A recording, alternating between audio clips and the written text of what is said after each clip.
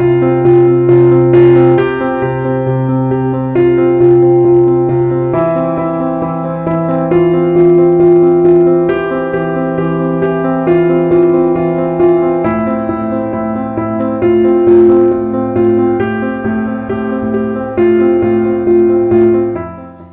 a todos, ¿cómo están? Los saluda el pastor Omar Bengolea de la Iglesia Verdad de Vida aquí en la ciudad de Ayacucho. Bueno, el día de hoy vamos a continuar con nuestro video número 18 de nuestro tema La verdadera gracia. Amén. Amén. En el anterior video habíamos explicado un poquito más acerca de lo que es la ley, por qué produce el pecado en nosotros y cuál era su intención, ¿no? En Romanos capítulo 7, versículo 7 dice que pues diremos que la ley es pecado en ninguna manera, pero es este mismo pasaje que dice que debido al pecado, debido a la ley yo conocí el pecado. Y Pablo está queriendo hablar que es la ley la que nos permite entender que estamos en un error para de esta manera llegar al arrepentimiento. Y eso es la manera como se predicaba en el Antiguo Testamento. Y Jesús realmente vino a hacer el cumplimiento de la ley y Jesús mismo cumplió la ley. Y es que para que nosotros seamos salvos, nosotros necesitamos ser santos. Para que nosotros podamos estar con Dios mismo, necesitamos ser santos. Ningún hombre lo puede alcanzar. Y es a través de Jesucristo que nosotros podemos alcanzar la santidad. Por eso decimos que el cumplimiento de la ley en Jesucristo. Ese es el subtema que estamos viendo en estos instantes. Y para que comprobemos esto, vayamos a 2 de Corintios, el capítulo 3. 2 de Corintios, el capítulo 3, dice la palabra de Dios, el versículo 3. Siendo manifiesto que sois carta de Cristo expedida por nosotros, escrita no con tinta, sino con el Espíritu del Dios vivo, no en tablas de piedra, sino en tablas de carne del corazón. Amén. Amén. También leímos la semana pasada, en el video anterior, Jeremías capítulo 31, versículo 33, que Dios prometió en ese tiempo que llegaría un día en el cual Él ya no escribiría la ley en tablas de piedra, sino en las tablas del corazón. Eso es en nosotros, debido a Jesucristo. ¿Y qué quiere decir con esto? Que la ley estaba externa. La ley era algo que no podíamos alcanzar. Pero debido a Cristo Jesús, como Él cumplió la ley, ¿qué es lo que hizo en la cruz del Calvario? ¿Sabe que en la cruz del Calvario Él dejó todo? Él no se quedó con nada en la cruz del Calvario. Cada vez que nosotros aprendamos más de la palabra, vamos a entender cuán grande es el valor de la cruz del Calvario, cuán grande es el sacrificio de Cristo Jesús.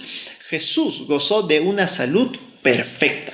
No hay ninguna parte en la palabra que de Dios en el Nuevo Testamento que diga la enfermedad de Jesús, la gripe de Jesús, la varicela que tuvo a los 3 años. No va a encontrar eso, porque Jesús fue absolutamente sano, tenía una salud divina. Jesús fue rico. Claro que sí, desde su nacimiento, como que fue rico. Él nació en un pesebre. Él nació en un pesebre porque estaba siendo perseguido por César. Pero no se olvide que cuando Jesús, al poco tiempo de nacer, ¿qué es lo que pasó? Vinieron los Reyes Magos y que dieron incienso, oro y mirra. Un valor o tesoros que iban a servir para la manutención de la familia de José, de tal manera que ellos no pasaran por necesidades económicas. Y esto era tan así que cuando ellos estaban en Egipto en esa época, cuando ya Jesús estaba más grande, José no quería volver a Israel, debido a que él estaba muy bien, y no fue hasta que el ángel del Señor le dijo que volviese, José recién regresó. Él tenía el dinero. No, es que él era pobre porque era carpintero. Hermanos, en Cristo Jesús, en esa época, ser carpintero era una gran profesión. Tal vez hoy día usted desestime esa buena profesión, Ningún trabajo es malo, ningún trabajo es de desmerecer, pero en esa época tenía gran prestigio, puesto que hoy día tal vez es más sencillo comprar un martillo. ¿Cuánto le costará a usted un martillo? No sé, pues 10 soles, 15 soles tal vez, ¿no? En esa época hacer un martillo era bastante complicado. Imagínense cuánto dinero debería usted gastar para las herramientas de un carpintero, para tener esos cinceles, para tener un serrucho, para tener un martillo. Era una fortuna lo que costaban esas herramientas, no era sencillo de adquirir. Él realmente, José, era un empresario. Esto es fácil imaginarse, no es muy difícil de entender estas cosas, ¿no? No era sencillo ser carpintero, usted tenía que tener ciertos conocimientos, ¿ok? Así que él no estaba mal económicamente. Y para reforzar esto, les recuerdo que cuando se pelearon por las vestiduras de Jesús, el traje que él tenía, el del interior, no lo quisieron partir, sino que lo repartieron porque tenía mucho valor, era de una sola costura. Si usted investiga, va a ver claramente que las ropas hechas de diferente tela eran algo muy común en la época y era lo más barato que existía, pero el traje de 2 piezas era lo más caro que existía, era para la gente rica.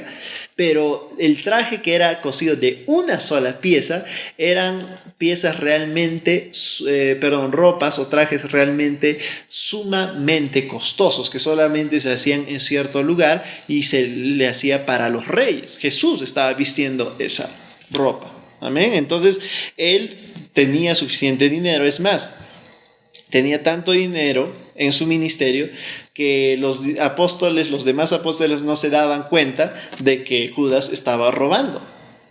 Pero Jesús sí lo sabía, pero él nunca lo acusó. ¿Ok?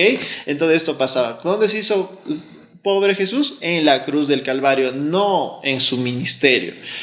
Pero Jesús no tenía dónde reposar su cabeza. No, pero era porque tenía un ministerio itinerante. Él no tenía un lugar fijo.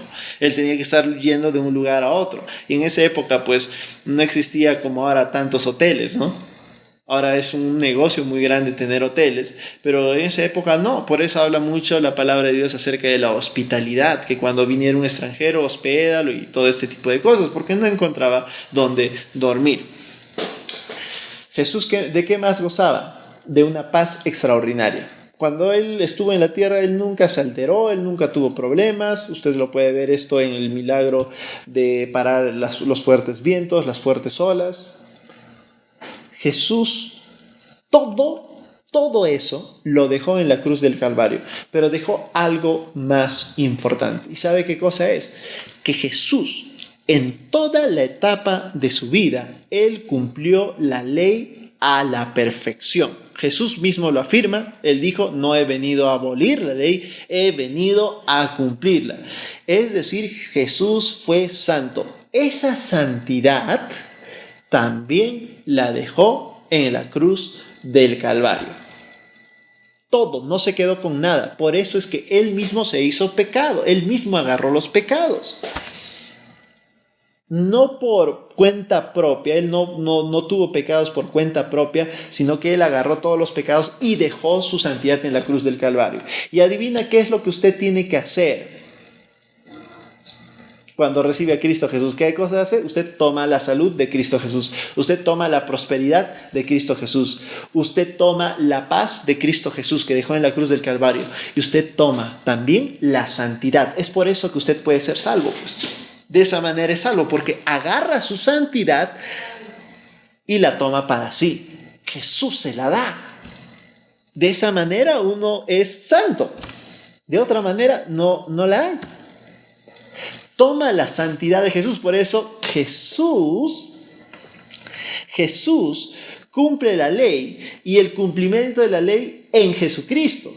Usted está cumpliendo la ley en Jesucristo. ¿Dónde está Jesucristo? En su corazón, en la persona del Espíritu Santo. Ya no escribiré en tablas de ¿qué?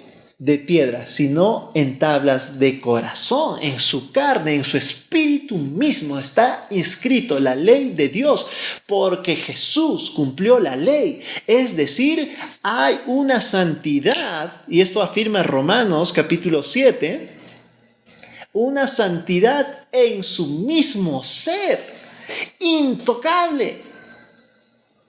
Cuando Jesús ve al ser humano, que ha recibido a Cristo Jesús, obviamente no a todos, sino solamente a los que han recibido, no lo ve como a usted, sino lo ve como a Jesús. Déjeme usarme de ejemplo.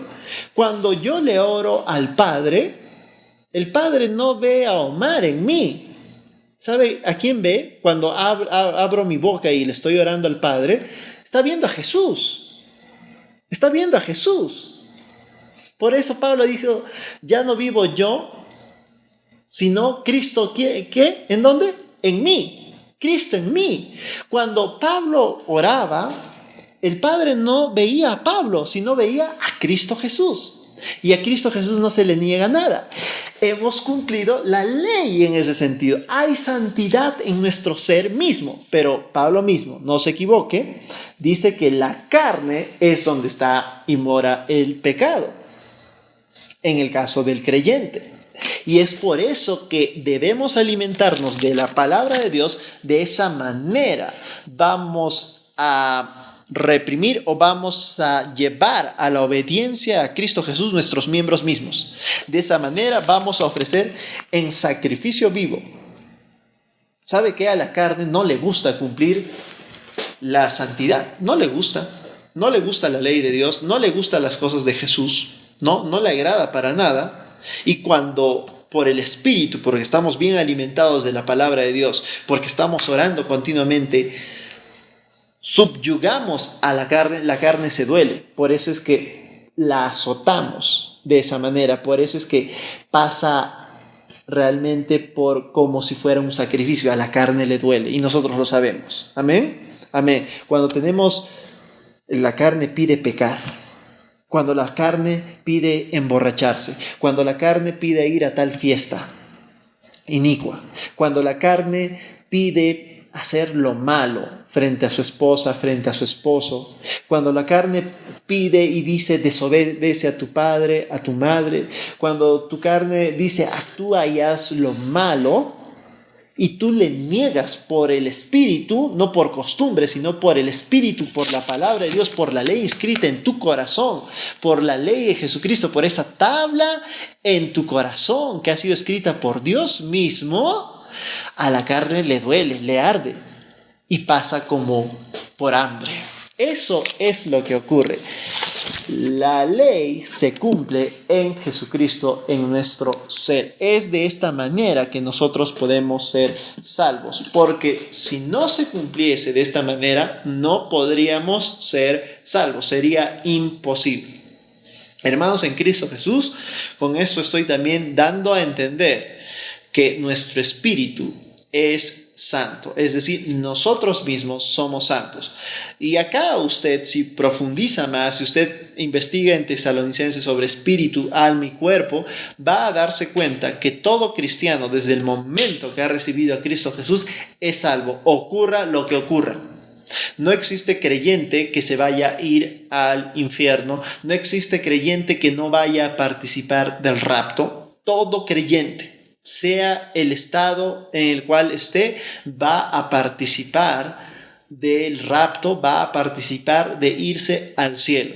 Claro, algunos llegarán y el Señor no los esperará muy feliz, que digamos. ¿Por qué razón? Porque nunca aprendieron a dominar esa carne y nunca llevaron todo pensamiento o su alma a la obediencia a Cristo Jesús. Pero su mismo ser, su esencia misma es la santidad. Y ahí es cuando van a llorar y van a crujir y se van a amargar de por qué no hicieron lo que debieron hacer aquí en la tierra. Porque cuando usted es consciente del Espíritu, se da cuenta de lo inmundo y de lo banal y lo tan simple que es subyugar a la carne, y de que realmente es terrible y asqueroso, ¿sí? Asqueroso cumplir los deseos de la carne. En el estado espiritual usted lo va a sentir, porque usted es espíritu, usted no es esta carne. Algunos se dejan dominar por el viejo hombre. Esto es lo que ocurre con la palabra de Dios. Amén. Esto es lo que ocurre con la palabra de Dios. ¿Por qué ¿Usted cree que la palabra de Dios dice la verdad? Claro que sí. No se equivoca, ¿no es cierto? Claro que sí. Hay personas, creyentes, que son cobardes, pero ellos mismos son cobardes. No, porque la palabra dice, no nos ha dado espíritu de cobardía, sino de poder, amor y dominio propio. Está afirmando algo que somos. Pero si usted se analiza, no, pero yo soy cobarde. No, usted no es cobarde. Su ser mismo no es cobarde. El problema es que en su carne y su mente está todavía el viejo hombre. Tiene que aprender a subyugar a la carne y tiene que aprender a renovar su mente, su alma con la palabra de Dios de tal manera que se contagie y se reprograme de ese ser valiente que es usted. Eso es lo que ocurre. Estoy hablando cosas un poco avanzadas, pero esta es la verdad. ¿Ok? Así que, si Cristo Jesús ya cumplió la ley por nosotros y nosotros estamos cumpliendo la ley, entonces llegamos a la conclusión de que no es necesario que nosotros ahora cumplamos la ley. No. Por eso es que, y me remito al uno de los primeros versículos que leímos en Romanos capítulo 3, versículo 31, que dice, ¿por la fe invalidamos la ley? No, en ninguna manera, al contrario, confirmamos la ley. Porque sacamos lo que está en nuestro interior y se nota en lo exterior. Al contrario, si no está cumpliéndose la ley en nosotros, no confirmamos nada. Se tiene que confirmar, no porque estamos tratando de ser salvos, sino porque es nuestra esencia natural. La santidad, la bondad, la paz, el bien, la fuerza, la valentía, las ganas de seguir peleando, esos son partes de nuestra identidad. Es lo que somos en Cristo Jesús. Amén. Amén. Amén, amén. Entonces, por favor, no tomemos como que, Cristo Jesús, ahora no vayan a decir, Cristo Jesús ya cumplió la ley en nosotros y nosotros la cumplimos a través de Cristo Jesús, no hay necesidad de ver la ley. No, la ley confirma las cosas. Ya sabemos cuál es la intención. Refleja el carácter santo de nuestro Dios, la ley, y también refleja nuestro carácter santo. Amén, por Cristo Jesús. Amén, amén. Bueno, ahora quiero entrar a uno de los últimos temas, en el cual es un nuevo pacto y mejor. ¿Ok? Un nuevo y mejor pacto. Para eso quiero leer Hebreos capítulo 8 y acá nos vamos a quedar. Hebreos capítulo 8, el versículo 13. Yo estoy leyendo estos pasajes que justamente estos hombres de una falsa doctrina afirman y utilizan para poderse ir en contra de lo que es la verdadera gracia. Hebreos capítulo 8, el versículo 13 dice, al decir nuevo pacto ha dado por viejo al primero, y lo que se da por viejo y se envejece está próximo a desaparecer. Tenemos un nuevo y mejor pacto. Amén. Esto es realmente así, pero otra vez, desde la perspectiva del espíritu, no de la mente. Desde todo lo que hemos aprendido. ¿Cómo es esto de un mejor pacto? Les había adelantado un poco que Jesucristo es la confirmación de ese pacto y en este sentido lo dice y en el sentido que ya se cumplió la ley. Pero esto voy a seguir explicándolo en el siguiente video. Bueno, ahora sí, hemos terminado. Los espero en el próximo video. El próximo miércoles a las 7:30 de la noche. Y no se olvide que Jesús es la palabra de Dios.